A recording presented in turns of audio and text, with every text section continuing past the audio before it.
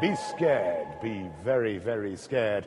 The bogeyman of a hung parliament is being conjured up to try to terrify the voters. Panicked by the surge in support for the Lib Dems, the Conservatives and their newspaper allies are issuing blood-curdling warnings. Ken Clarke was unleashed to say that a hung parliament will be the worst fate to befall Britain since the Black Death, or at least since the 1970s. If the British don't decide to put in a government with a working majority and the markets think that we can't tackle our debt and deficit problems, then the IMF will have to do it for us. You can understand why Conservatives and a lot of Labour people too shudder over the prospect of a hung parliament. That would be an indictment of the red-blue duopoly that has hogged power down that corridor since 1945. The Lib Dems are prospering precisely because so many voters don't relish the idea of handing 5 years of single-party despotism to either Gordon Brown or David Cameron. A really well-hung parliament would probably also spell the death knell for first-past-the-post, the grossly disproportionate system we currently use to elect MPs. The best argument for first-past-the-post, the argument that it guarantees to produce strong single-party governments, would be destroyed. Wouldn't a hung parliament lead to a quarrelsome coalition government? Well, I doubt it'd be any more argumentative than most single-party governments. The battles could hardly be more vicious than those that raged between Tony Blair and Gordon Brown, or Gordon Brown and Alistair Darling.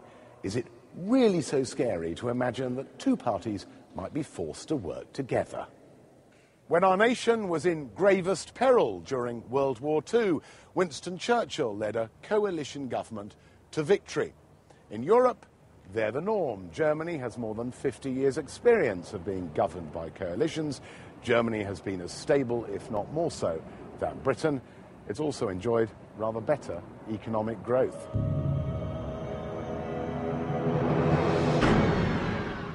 Ah, say those who would scare us, you're forgetting the financial markets. They'll panic for fear that a hung parliament will lead to a weak government incapable of tackling the deficit. What brazen cheek! How dare the city try to blackmail the voters? A hung parliament is unlikely to do as much damage to the economy as that which has already been perpetrated by the bankers. It's certainly true that the next government will have to take some extremely tough decisions. Is that better done by one party, supported by a minority of voters, ruling in splendid but very unpopular isolation?